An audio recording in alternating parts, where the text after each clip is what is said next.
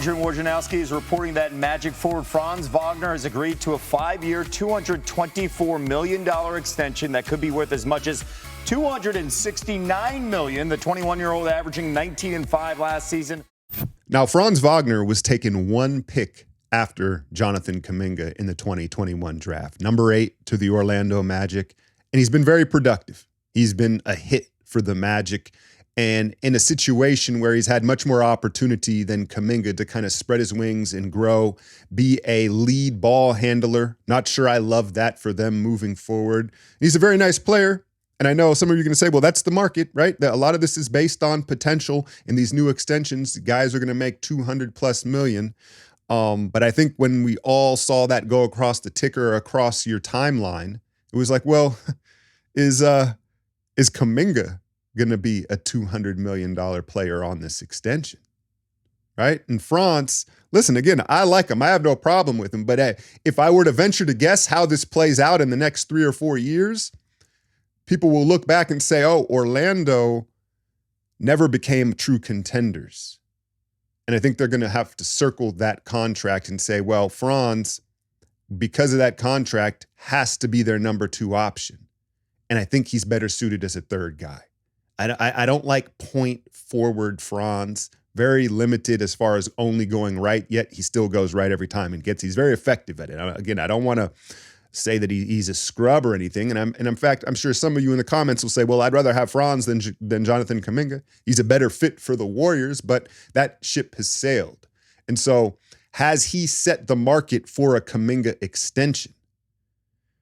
And then I proposed the question, would you give him this extension now? I think most of you are in the boat are like, no, let's let this play out. The Warriors have learned their lesson with the Poole and the Wiggins extensions. No need to give it to him now, especially after you wouldn't give Clay one, right?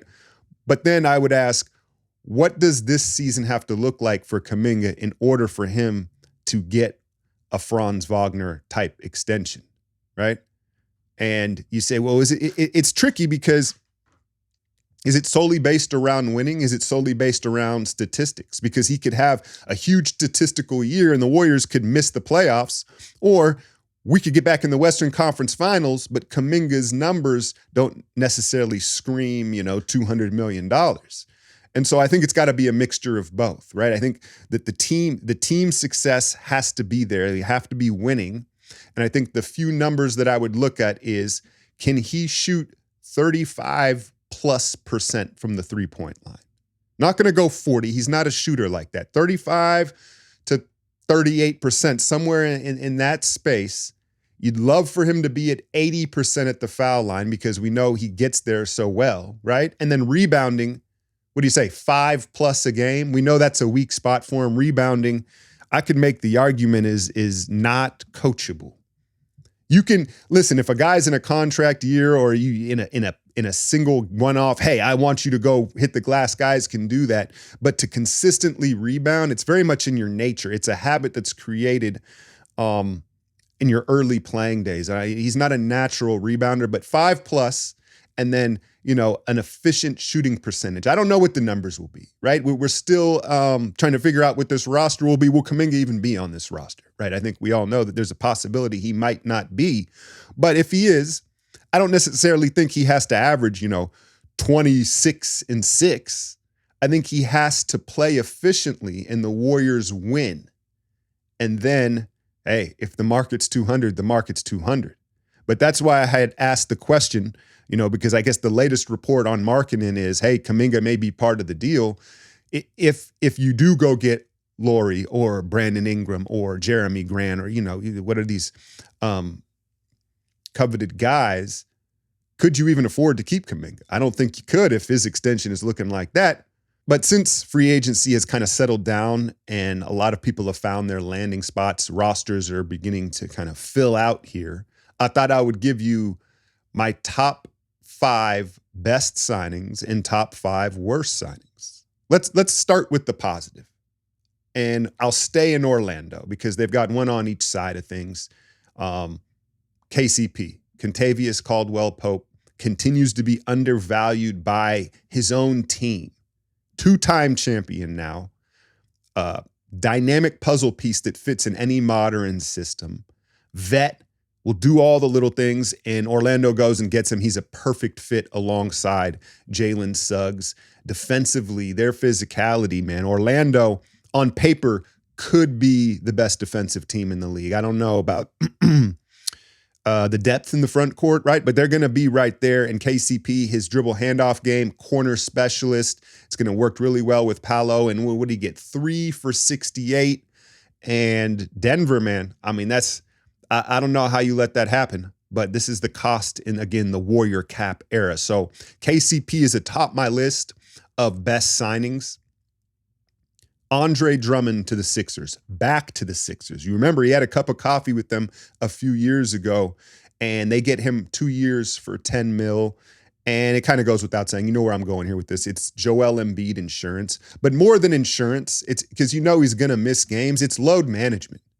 Joel probably needs to be at 30 or under 30 minutes a game. Enough of the MVP statistical chasing. The end game has to be getting out of the East at the very least, right? And I think that Drummond, who, say what you want about his goofiness, is a generational rebounder, a big, durable body, and again, someone that they can platoon with Embiid. Now, you can't throw the ball into the post to him and ask him to score like that, but I just think that that's a good value signing for Philadelphia, who I'm going to give him another one, right? Daryl Morey, I don't always want to give him credit here, but getting Kelly Oubre back, 2 for 16, and has KO finally found a home, right? He was really good for them last year on a veteran minimum deal, kind of a make good deal. And I think what's most important about the fit for Oubre and his playing style, his personality, is Maxey and Embiid both seem to be, as well as Nick Nurse, they're all right with his tunnel vision. Especially offensively, like Kelly Oubre, he's going to do what he's going to do. He's kind of just like a straight line driver. He's going to pump up some questionable shots, but his motor is on 10, and he's a big active defensive wing that I think you could feel comfortable putting on a Jimmy Butler, putting on the 2 J's in a playoff series. So to add him at that value, I think is a great deal for them. How about Derek White? 4 for 125. The Celtics' real MVP. No, I think it's just fair value, and I think that is rare coming off a championship, right? You felt like his value may get inflated. You see that a lot of the time with guys on a championship roster, but I think it just goes to show Derek White understands his situation, where he's at, and values that just as well. My last best contract is Chris Paul. $11 million deal in San Antonio.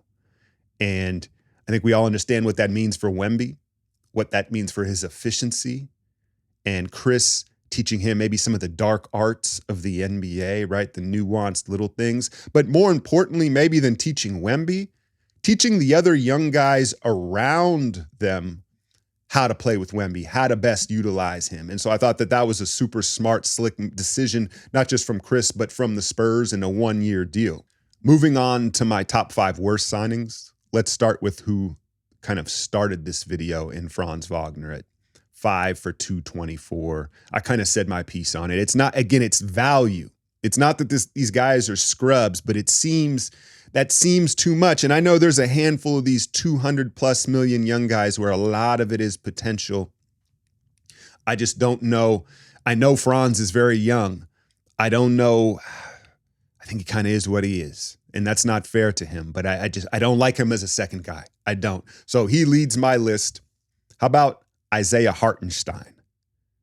And look, I get it. The Thunder, they've managed the cap very well. And the fit, I understand the pushback of the fit is so good for what the Thunder need that it's not bad. But what is it? 3 for 87, almost 30 mil. And it just feels as good as he was for the Knicks. Remember, he didn't start for the Knicks until Mitchell Robinson was hurt. It feels like one of those contracts in hindsight where you're like, wait, he got what? He's on what? Like 2 years from now, when you're playing in the trade machine and you're like looking at the Thunder's roster, you're like, wait, this dude's on 30? It feels like it might be one of those deals, but I could be wrong because of the fit. And listen, if they come out of the West, it's worth it, right? How about Tobias Harris? 2 for 52. Not nearly as outrageous as the max that he was on in Philadelphia. But I mean, it just goes to show you what being a likable professional can do for you, right? I think Tobias is well liked around the league. He's a pro's pro, right? And he's just a decent, versatile kind of like NPC, right? He's just like a generic forward. But Detroit, they're bringing him back. Didn't he went from the Clippers to Detroit, or Detroit to the Clippers. He's played for Detroit before. I don't know, man. I don't know. That one stuck out to me. I was like, really? I thought he'd get less. Moving on, how about Emmanuel Quickly? 5 for 175. All of a sudden, these 5-year deals. Kind of feeling Jordan Poolish to me. It feels kind of Jordan Poolish to me. And what I mean by that is, yeah, he's a bucket, right? But is he your lead guard? Because you're paying him like he's your lead guard. And it feels kind of like he's more of like a third guard, go get a bucket guy. And so that's why I think that's too rich for my taste in Toronto. A rare misstep from Majiri, possibly. We'll see how it plays out. Last but not least, I'm going back to Orlando. Jonathan Isaac, 5 for 84. I guess look, that's not a contract that you couldn't move. So I get the pushback if you say that's a fair value. But what's the best availability? Isaac has been one of the least available players since he's been in the league. And they already kind of have a loaded front court. I don't know why you allocate that money that way. Maybe they did this to flip him and fill out the guards or whatever. They lost Joe Jingles, but I don't know. I was shocked to see that one as well. So those are my 5 best, 5 worst. Let me know in the comments. Maybe rank your top 3s or however you see it, or give me some pushback if you don't see that. Couple of bonus thoughts, though. I read today Sixers filling out their roster with Caleb Martin from the Heat, right? I didn't know he was a power forward. I don't know about that. As a power forward for Steve Kerr, power forward. I don't know. But anyway, they signed him. And in doing so, they waived our good friend Paul Reed. Paul Reed from DePaul. And is a guy that, hardcore Dub Nation fans have kind of been eyeing for a long time. Wouldn't be mad at him at the vet min. We know we're already guard heavy again. Paul Reed, if we could get him on a veteran contract on this roster, I would love to. He's a guy you put on Chet Holmgren. You put on Wemby. You put on Anthony Davis. You match up with Naz Reid. He's like a modern, versatile forward center big who, he has his limitations. I'm not, but it would just be a nice contrast, I think, to the other bigs. He has some similarities to Trace, but he can guard out on the perimeter better.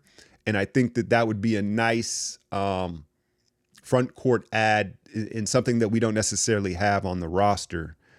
Last but not least, how about our guy, James Wiseman? He didn't make my worst contract list. A 2-year deal with the Indiana Pacers. They didn't list the money. I'm assuming it's for the vet min or whatever, it's the minimum amount. But our guy's still in the league. He's still in the league. It makes sense because Halliburton, you could argue, is probably the most unselfish passer in the league as far as moving it around and just generous with the ball, right? Because you saw it in Detroit. You saw it with the Warriors. Part of it is the hands and the reflexes where teammates, I think, would lose faith in giving Wiseman the ball. It's like, what are you going to just bobble it around and turn it over? I'm not even going to hit you on the roll. And I've seen, the Wise stands have, that run with some numbers, screen assists and stuff like that. The reason why he had so many damn screen assists is because no one would hit him on the roll. They're like, just set the screen and get out the way, fam. Nah, but hey, he's going to continue to get opportunity because of his physical attributes and that he's a good kid and he's trying to work hard and do things. I'd love to see him maybe do some boxing in the off season because I think it would help his footwork, his reflexes, his hand speed, and just some aggression, some physical confidence. I think that would serve him well. But I'll keep an eye on James out there in Indiana. Did they re-sign Jalen Smith? Who are their bigs? I guess Miles Turner also, I think, would be a nice, perhaps, role model for him as far as shooting that top of the key three and trying to turn into the stretch big we thought he was. But yeah, today starts the California Classic, our first look at Bronny James and then the Warriors playing the Heat. I had misspoke. I guess Quentin Post is injured. That's disappointing, man. I really was looking forward to seeing him the most. But to be honest, big men in Summer League, not a great combination. You can't really get a good feel for them. So, hopefully he's right by training camp. We will get to see Reese Beekman, Pods, Trace, some other interesting prospects, Guy Santos, and I will cover the Warriors Summer League, as well as Bronny and some of these other prospects that I'm curious with on my Patreon. The first breakdown will be out tomorrow. Link in the description. Hit that like, share, and subscribe. I'm out, y'all.